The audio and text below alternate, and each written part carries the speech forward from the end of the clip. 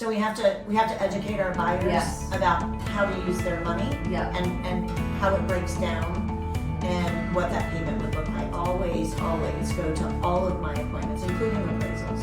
And it surprises me at how many agents don't. Yeah.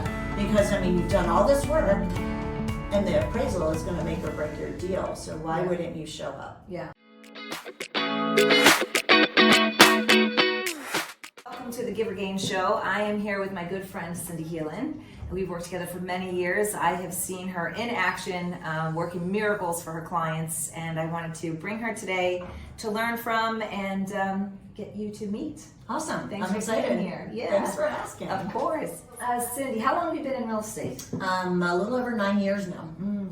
Yeah. And you started, what initially got you into it? So early on, I wanted to own real estate. Mm-hmm. That was always my goal in life, is to invest in real estate. And so I actually moved out when I was 17, bought my first home when I was 21. And you know, a lot of people are complaining about rates and stuff now. When I bought my home in the early 80s, my interest rate was 13%. You know, so that's how I got into real estate. I just, for some reason, always wanted to invest in real estate. So initially, I was doing flips for myself, and that's kind of what led me into getting in the business for doing real estate for others. Yeah, you were successful with it. Yeah, and you've been successful. One thing that I see in you is you have a lot of courage when it comes to real estate. Oh, thanks. You do, because you know, it takes courage, because you have to identify something that can be profitable, obviously that makes sense, but then take action on it. Right. You know, a lot of times there's a lot of identifications going on, but no real action. Right. And you do. I've seen you many times take action. So a lot of courage. You have to do your research, and if it looks right, then you should move forward. Yeah. You know, and you also have to have the wherewithal to, if it doesn't look good, just because you really like that property or you really, just want to buy something, you have to make sure that the numbers work and then the property works for you and meets your goals.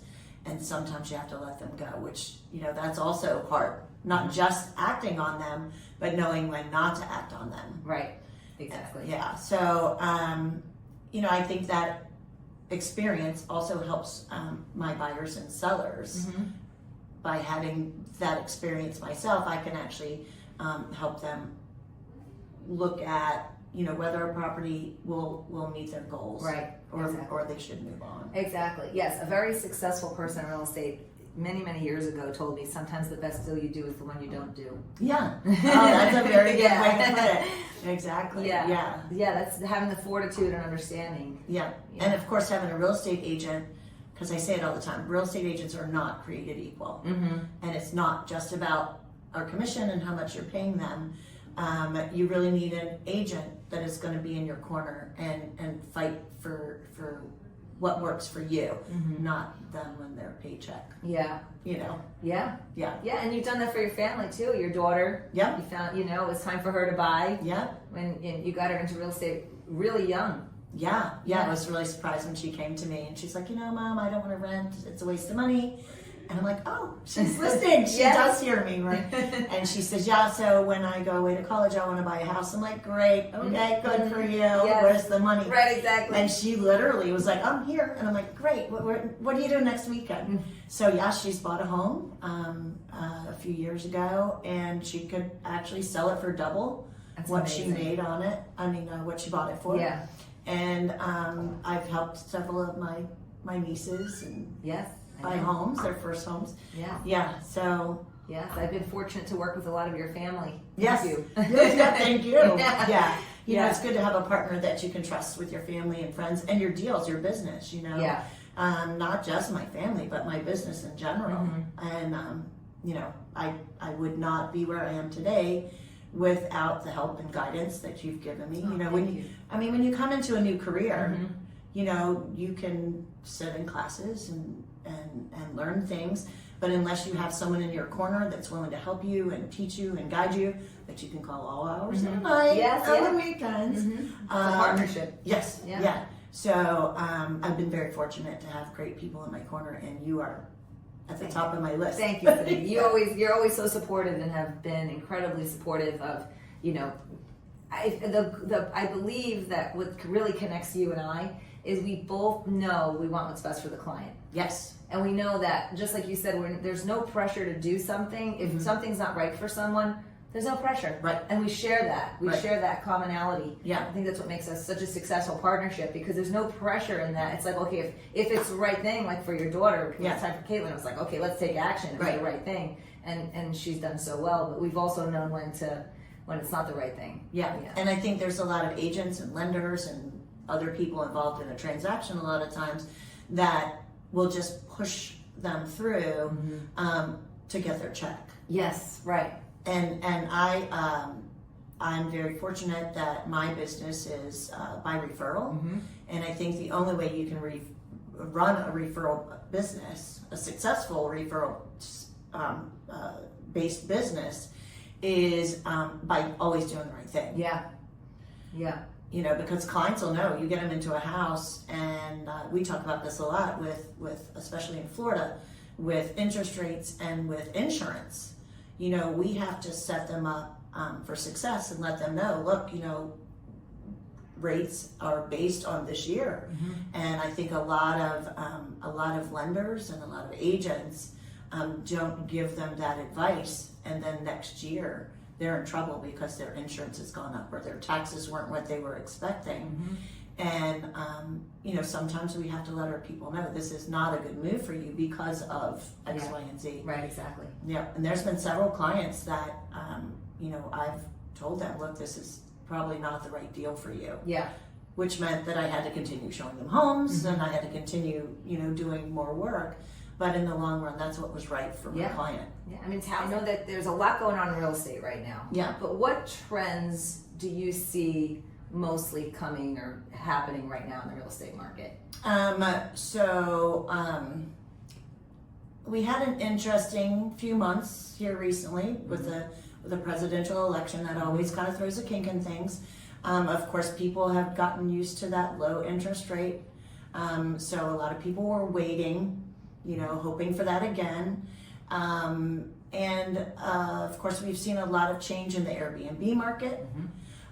We've seen a lot of change in the condo market. And of course, you know, a lot of times when people talk real estate, they're listening to the news, which is the national news. Right. So I always encourage people to listen, but use that wisely. You know, are you listening to national news or are you listening to local news? Because national news is going to be completely different than what we have in Florida. Definitely. Florida's a completely different animal. Yeah. And so the trends that I see changing or some of those, I think the issue with the Airbnb market is people purchased Airbnbs thinking that they could just buy them anywhere and turn it into an Airbnb.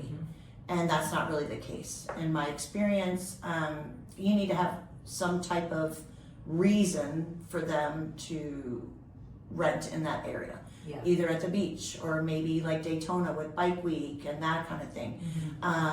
Maybe near an airport. You know, but if you just get in a regular community, then what's the odds of them just randomly coming because their cousin lives in the city? Yeah. Right. So I think the reason we saw change in that market is because people just didn't get good advice. They didn't do good research. I don't think it's because the Airbnb market is tanking. I just think that there were wise investments. Yeah. So we've definitely seen some change there as far as the condo market.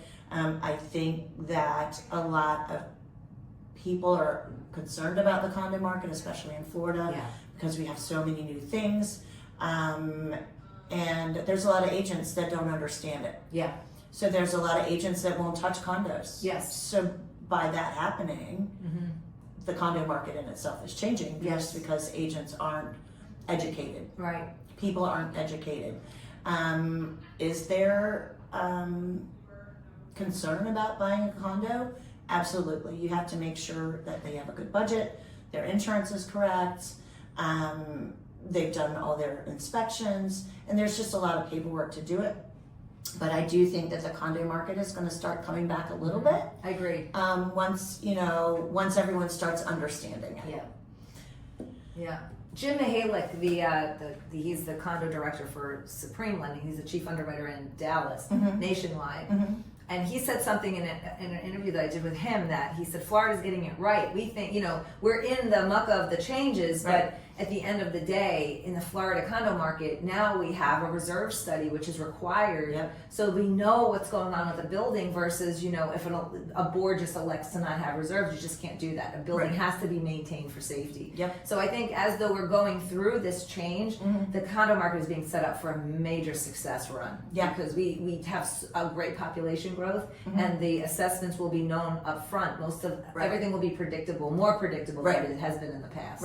And I think a lot of condo associations, without knowing, raise their insurance deductibles just because of the prices of our insurance down here.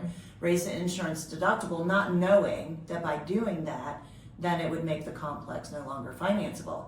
And so I think now that they have learned that, they may revert back to not having quite a bit, quite so high deductible and getting back into allowing them to be financeable. And I also think that people are starting to get used to the interest rates. They're starting to understand that these are normal interest rates. They're not going away. And I also see investors coming back into the market. Me too. Yes, I agree with you. I think right now is a great time to buy. And I think where people are falling short is because they're not getting it. There's just too much other noise in the news and in the world and in the market and from friends that don't understand. But now's a great time to buy. And Supreme has where they can refinance. So the two-step. And you say buy the house, rent the rate. That's right. And people, I think people just aren't listening, but they're starting to. We see investors coming back because in the past, and here's the other thing, we talk about this a lot. So let's say the rate drops again, hypothetically. Let's say it drops again to 4%. The market is going to go crazy again like it did a couple of years ago. And so, you're getting a better rate. But a typical buyer isn't going to have cash to bring out of pocket to pay over appraised value because now we're in a bidding war. And so right now I'm seeing where buyers are getting concessions. They're getting help with closing costs. There's just more opportunity for people to buy that don't have a whole bunch of money in the bank to throw at a house. And so I hope that people start listening. We have Hometown Heroes coming back in July. It should be, they're expecting a little more to be funded this year, which would be amazing because that's by far, for me, and all the time I've done this, that's the best program that has ever hit the market. That's why it goes so fast. I wish they'd actually make it a little harder to get because it goes so fast. But it's just, we use it because of the benefit. There's so much benefit. Just closing cost benefit, the interest-free loan. It just really puts it's put thousands of families in homes. I've had a couple. And it's very, it's a great program. Not just the free money that they get to use as long as they want, but also, like you mentioned, but people might not have heard, there's a lot of benefits to closing costs. I mean, they're waiving a bunch of fees, so that alone is huge. You don't pay any points. It's a point, you can't pay points. It's a set cost. It's usually pretty competitive with the interest rate at the time that's being offered. And that's a big savings because typically today you do see points just because loans are not expected to be kept for a long period of time. So they're more front loaded in today's environment. That's why we offer the two-step program to kind of, to help people understand it's a little costly now, but you're getting in at a time where you're not competing with all those buyers like you mentioned. And I mean, I'm really excited about Hometown Heroes, but I am concerned if the rate drops really low, just because all that money is available to Hometown Heroes for first-time home buyers. If the rates drop and the market goes crazy again, even though they have that, they're going to have to still come out of pocket with some cash, which kind of, hurts the program because, or not hurts the program, but hurts the Hometown Hero buyer or first time buyer because they're still going to have to come out of pocket. And that's just, exactly. They'll get the assistance, but then pay the premium. And we take that for granted. Shelter is a basic need, so it's something that we really have to take into consideration. Of where people will go, and that's expected for every 1% that we drop in interest. 1 million buyers come. Oh, wow. So if we were to go into the 5s, that would be Right. 2 million more buyers in the market. Right. So, So that you would know, put us right back in the bidding war that we had a exactly. couple of years ago, which is going to be hard for someone, a first-time home buyer, Yeah, exactly. you know, that needs the When program. you're pricing homes, you know, what strategies are you using right now to really price homes properly? How are you pricing them? Yeah, so it's interesting because when the market was crazy and you could stick a sign in the yard and homes would fly off the market no matter what, we still have a lot of those agents that are out there pricing homes, and you know, they talk to their client, and their client says, I want $1 million. They're like, okay, great, sign here. And they know it's not going to sell. And then it sits on the market, and in the long run, it hurts their client because, you know, if you have to start doing price drops, you're not getting what your home was initially worth. Right. What was the question? Just how you're pricing them. Oh, you know, pricing. Yeah, pricing. Yeah. Okay, pricing. Yeah. So as far as pricing, I've actually taken a lot of classes and spoken to a lot of appraisers. And you know, I've actually fought a lot of my appraisals. Yes, and won. Yes. Yeah. Yes. Yeah. Fought and won. Yeah. And so I really try to price a home where I think it will sell. Yes. And I do that by looking at the data of what has sold. I really compare apples to apples. And I think it, you know, something else that it helps me because I was a flipper and I know how much stuff costs. I know what work needs to be done to a home. And not that I'm going to always advise my client to do that work, but by knowing that, I can compare apples to apples and look at the market. And interestingly, right now, since there are homes that are overpriced because agents don't know how to price, I'm able to use those numbers to actually help my clients. Yeah, because you can see how many days on the market. Yep. You can see they're sitting, and Yeah. you know, and it's if you want to sit on the market, this is what you should price at. If you want to sell, this is what you should Right. type of thing. You know, Right. And that also comes down to what's the client's expectations and what's their goals. Yeah. You know, if you tell me, look, I want to be in North Carolina when my grandbaby is born, and that grandbaby's going to be born in 3 months, Yeah. then that would be a different strategy for someone that says, look, I need X amount for my home, or I can't do my goal. You know, then we're going to set different timelines and different expectations for each client. But I've taken a lot of classes in appraising. I teach the classes in our office for appraisals and how to price homes. Yeah. So I always try to price how an appraiser would price. Yes. Yeah. And take into account what our competition is, what has previously sold in the condition of the home. Yes. And then we go from there. Yeah.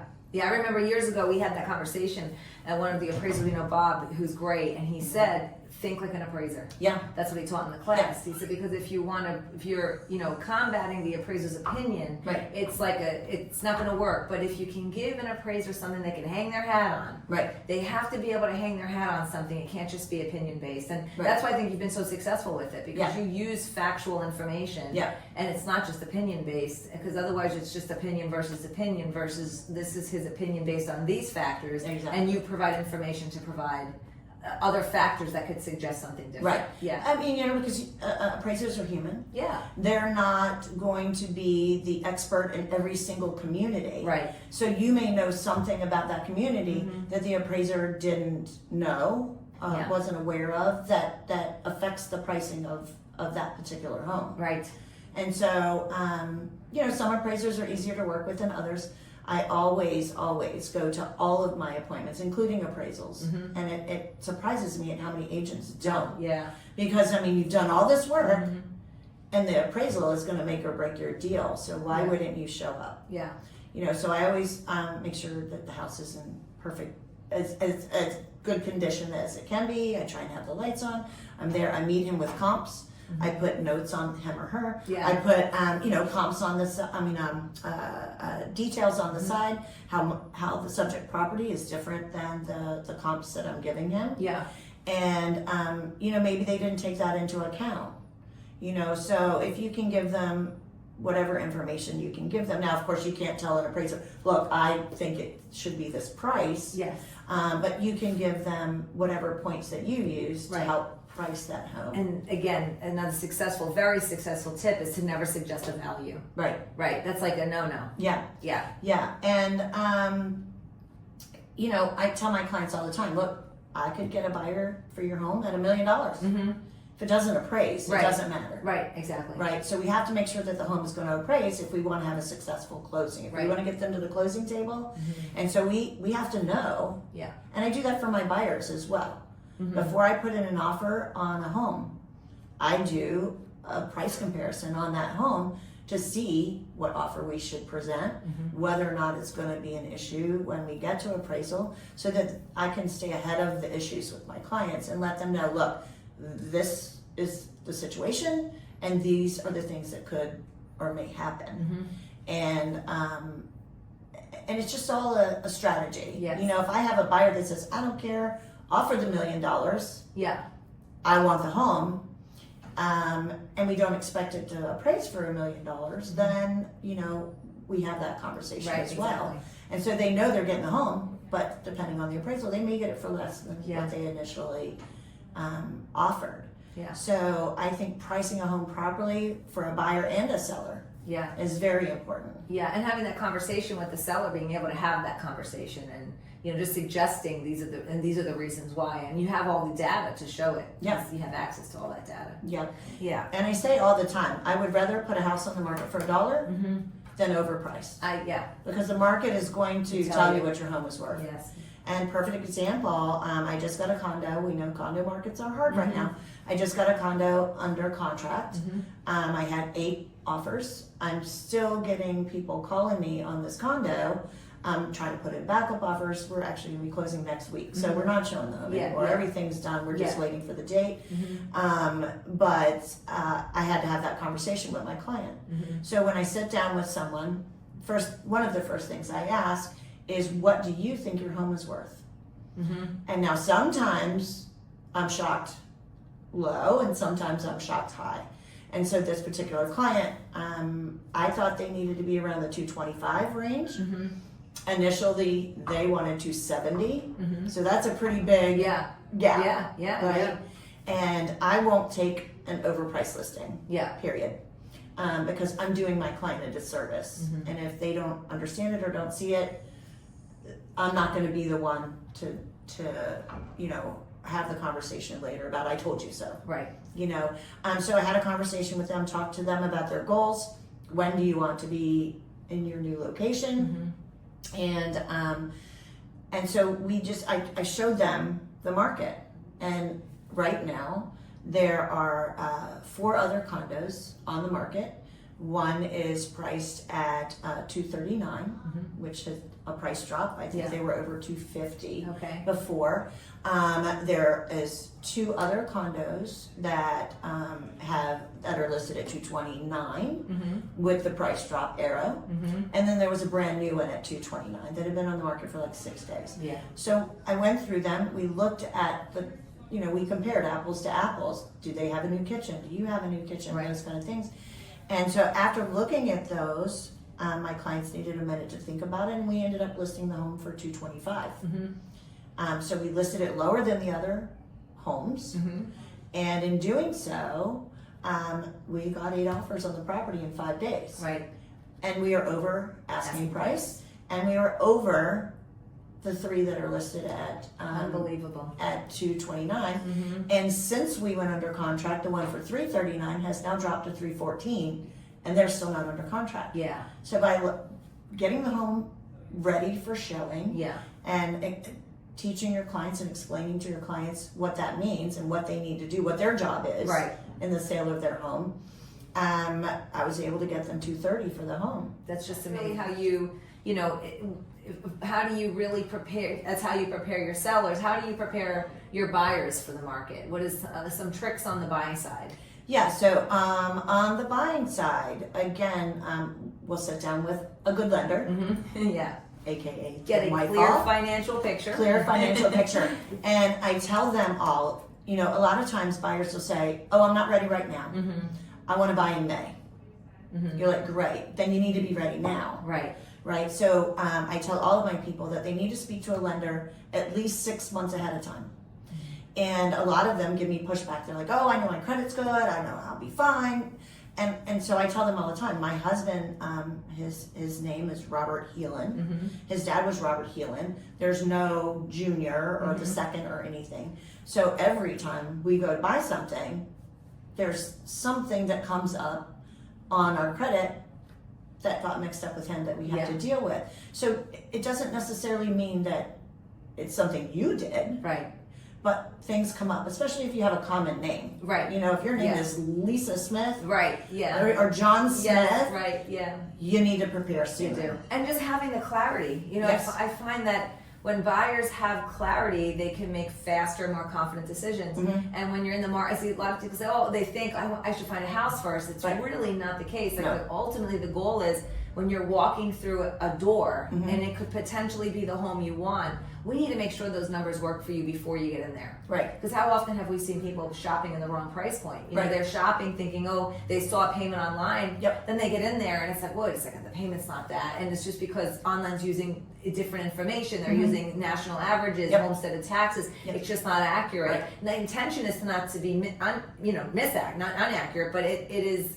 The issue is it is because the information that it's coming from is just old information. So Yeah. it's really important to get that financial clarity. We've seen that time and time again. Yep. And it's funny because most people, when they come to me as a buyer, they say, I want to buy a house for $350, Yeah. or I want to buy a house for $600. Yeah. And I'm like, well, what makes you say that? Yes. Like, where did you come up with that number? Right, exactly. Yeah, yeah. Right? Mhm. Because it's not about how much the house is. Mhm. It's about how much your monthly payment is. Right. And so, especially down here where we have so many homeowners associations and condo associations. Yeah. Variances in insurance. Yeah. Yeah. So are you east of 95 Right, or west exactly. of 95? Right, You know, are you exactly. east of A1A? So it's really funny that people always say, yep, this is what I want to buy. Mm-hmm. And so then I start asking them, but well, what monthly payment will you be comfortable with? They're like, I don't know, but I only want to spend $600. Yeah. And so I have to talk to them about how that looks. Okay, so I can start looking for you for a home in your price point. How do you feel about an association? Oh, I wouldn't mind. Mm-hmm. Okay, great. Well, associations run from $50 a year to $1,500 a month. Right. You know, so we have to factor that in for our buyers. Right. So I think one of the first things I do with my buyers is to get them to convert how they think about what they're spending and where they're putting their money. Yeah. And so we've done this a lot with people as well, depending on where their price point is. If they're on a borderline, maybe able to buy a townhouse or a single family or a condo, Yeah. then we need to sit and talk to them about, okay, look, the condos you're looking at have $1,000 a month association Yeah. fee. Here's how that would look if we put that towards a single family That home. happened to us. We Yes. we Yeah, we that's do that right. quite often. Yeah, you yes, know? yeah. You've done that before. I remember not that long ago. You were running into that, and we were able to flip them to a single family. Yeah. Yeah. So we have to educate our buyers Yes. about how to use their money. Yeah. And how it breaks down and what that payment would look like to them. Yeah. If you could give some advice to the younger generation of real estate coming into the real estate market for the first time, what is something you would say to just do right from the beginning To a new agent. to a new agent? Okay. So the first thing that I would say is to get with a company like Keller Williams that's going to teach you how to be a real estate agent. Yeah. Because we don't learn that in school. Yes. You know, you go to school and you're like, great, I'm going to learn how to be a real estate agent. And it's actually a semester of real estate law. So when an attorney, does their thing, that's the type of class that they would take for real estate law. Right. We don't get to see any forms or how to deal with clients or what a CRM is or how to do a database or any of that. Yeah. So the first thing that I would tell them is to get with a good company that is going to teach you how to be a real estate agent from the beginning. Yeah. So you don't have Good bad habits. habits. Right, exactly. You don't have bad habits that you have to get rid of. And you also, it will also help your referral. If you're a referral-based agent, it's going to help. It's going to help because you're doing right by your clients. You're not dropping the ball. You're not getting them into a home that they can't really afford next year. Yeah. So that would be my training. number one. Yeah. And I mean, when I joined Keller Williams, I'm like, I'm gonna be there 2 years. I'm gonna learn everything they can teach me, and then I'm going to, one of those other places. Yeah. I don't think I'll ever leave Keller Williams. Yeah. Because I've learned you never learn everything. Right. Yes, that's true. We're always a student. Right. Yeah. Yeah. I mean, I'm 22 years in, and I learn something all the time. Yeah. All And the I mean, time. with and all it the changes. Right. Yeah. That's what I was gonna say. With all the changes that we've had, I could not imagine being at a small brokerage or like one of those reality virtual offices and trying to keep up with all the new changes and do the right thing. Having the proper support. Yeah. Yeah. So that would be the first thing. The other thing would be to align yourself with good people. Yeah. Find a good lender. Find a good title company. Find a good photographer. And I know it's hard in the beginning to use professional photography, that kind of thing. But it's worth it. Yeah. You know, you're building your reputation. You don't want your stuff looking crazy. On the What internet. would you say, from your perspective, is important in a partnership? You know, what are the things that you find most important, so that if they're looking for somebody, some things that they can also look for? Yeah. So you definitely need someone that is knowledgeable and knows their business so that they can help you. Yeah. But mainly you need to find a partner that has the same, not mindset, but the same values. Values, that's what I'm looking for. The same values as you. Yeah. And you also need someone that's going to be there for you when you need them. Yeah. And you know, this business is not 9 to 5 Monday through Friday. No, it's so not. you're going to need a partner that's willing to answer their phone in the middle of their kid's birthday. Right. If they know that, if they know Yeah. that there's something going on. Right. You also need to be respectful of others, of their time. Yeah. But this business changes. You know, a deal changes. Yes. Every time. If we get an appraisal, if we get a home inspection, if we get a survey, you know, things come up. Right. And you need to be able to get in touch with your person. Yeah, and you're so great about respecting that. You know, if you have a need, and you know it's somewhere, you'll be like, listen, I have this, and you're just quick to the point because you know and you need the answer. And I appreciate that, because although I love spending time with you, there are times when you're just doing something and you just need a quick answer, and you're just somebody that if you call, I'm happy to answer, because I know that you are respectful like that. I always want to contribute to you in that way. I appreciate that, because I'm always worried. I'm like, oh my God. I never feel like, you know, there's. I always say, you know, to somebody else, be somebody that when you call, the other person wants to answer the phone. Yeah. And I believe that. You know, I want to be someone that I respect people's time. If I don't want to, you know, if you're in the middle of your day and I have to give you an update on something, I'm just going to give you the update. It's not time to build. You have to know when it's time to deepen your relationship and get to know each other more. And you just do over the years. We learn to love each other. Yeah. But, you know, it's really just being able to give that, knowing when to ask the question, understanding what's going on, and having that balance. Yeah. I think that makes a really good partnership. Yeah. I think you need someone that wants to help you grow. Absolutely. Yep. And in turn, their business will also grow. But you know, there's a lot of people that don't get that. Yeah. Whether they're on the transaction or not. Right. Yeah. Yeah. And that's another thing. I mean, you guys are amazing with answering questions, because you're not always on the transaction. No, yes, we're partners. Yeah. And a partnership is a partnership. Yeah. So. And it's not just on that deal. No. Yeah. I do want to see you grow. And you have, and it's been awesome to experience. Yeah. And that's why I've been able to, because I was lucky enough to align myself with some really good people that are willing to give and share their knowledge and help you grow. And here you are giving that knowledge away. I love that. If you could look back, you know, you're at the years from now, you're looking back on your career. What is something that you could say, wow, I did that, and be remembered for that and feel really good about in your business? I think that I think it's really cool looking back and saying I helped make that happen. Yeah. You know, and I actually have a really good friend that a couple that I helped them sell their home and find a condo. They were downsizing, and every time I see them, they talk to me about how they can't believe I found them that condo. They were like, that is not what we were looking for. I had not even considered that. But in knowing them and listening to them and knowing their family and hearing their goals and what they were trying to accomplish, I just said, you know, can we at least look at it? Yes. Yeah. And like I said, they love it. It's perfect for them. And so I have that with a lot of my clients. I think I have a really good intuition, maybe, something. Or something. Yeah. And I'm able to help people find what they're looking for. Yeah, you definitely do. And we say, a lot of times you hear buyers are liars.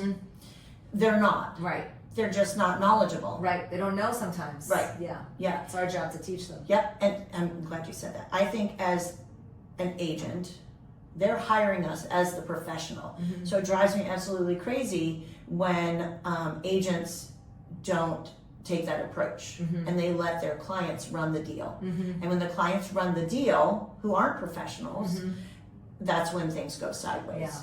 And so in looking back, I just really like the fact, knock on wood, that I've never had a client come back to me and say, Cyndee, what the hell did you do? Yes, today? right. Right? That's a good. Yeah. That's a good like milestone to have not reached. Yeah. So and I stay in touch with all of my people. Totally referral based business, and I just really like that. I like that. I've never had someone come to me and just say, "What did you do?" Yeah, I know in every business there's hard days, but overall, what I can tell is that you enjoy this. I do. Yeah, I know that you enjoy finding people the right property and helping them build their wealth. I can tell that you have that enjoyment. So I mean, there's thing. stuff that I don't like. The paperwork. Yeah, exactly. I was saying know, there's been some stuff. bad days too. But yes, I do love what I do. I love helping people. I love helping them with their goals because real estate, buying a home, is the highest investment that some people will make in their life. I mean, there are some people, they start companies and all this stuff. Yeah. But for the most part, this is the biggest investment people are going to make for their families. Yes. And it really surprises me at how flippant some people are about that. It kills me when they're like, oh yeah, I'm going to hire my dentist. He does real estate part-time. It's a huge investment for you. Right. Do you really want your dentist that works part-time? Do you really think that he's going to be screening calls and calling lenders and setting up appointments while he's cleaning people's teeth? Yeah. So biggest advice I would give for people is to really do your research on your agent. Yeah. Ask them how much they sell their homes for. Do they sell them at 90% of asking? Do they sell them at 110% of asking? Instead of asking those types of questions, and how do you market your property? What's different with you than any other agent? The first thing that sellers want to ask is, well, how much do you charge? Right. Yeah. So it's not always about how much you charge. And we say all the time, be careful of people that give up their own money, because they'll give up your money even quicker. That's right. Right? That's right. Right? So if I'm willing to, oh yeah, sure, let's do a discounted commission. Yeah. They're going to be giving up your money during inspections, during appraisals, all day long. So I would really love for sellers to educate themselves more before hiring an agent. You want to make sure that you hire an agent that handles your type of home. If you have a beachfront home, you probably don't want to hire an agent that specializes in 55 and older condos. Right. Check their track record, not just what they charge for their commission. Yes. Ask them what they do, how they do it, how they're going to sell your home, and go about it that way. Yeah. Because in the long run, you're going to make more money. Yeah. If you have somebody that's doing, you're selling your home for 1%, how much effort do you think they're going to put into getting you top dollar for your home? Right, exactly. They're just listing it, but not really giving you the information you need. Right. Yeah. Yep. Like the condo you're selling right now. Yeah. Yeah. Well, Cyndee, I appreciate you so much. Thank you for being here today and Thank educating. you. This is great. I'm so glad. I could do this all day. I know, because you love real estate. I know. I do. No, and we hope that the intention of this channel is to be able to educate agents as they're coming in, but learn from the best. Learn from people that really know how to care for people and how to do the business right. So that's our intention as the business continues to grow and we go into a new era of real estate. Yeah. The other thing that surprises me is the agents that get into the industry, and I mean, this is crazy to me, absolutely crazy.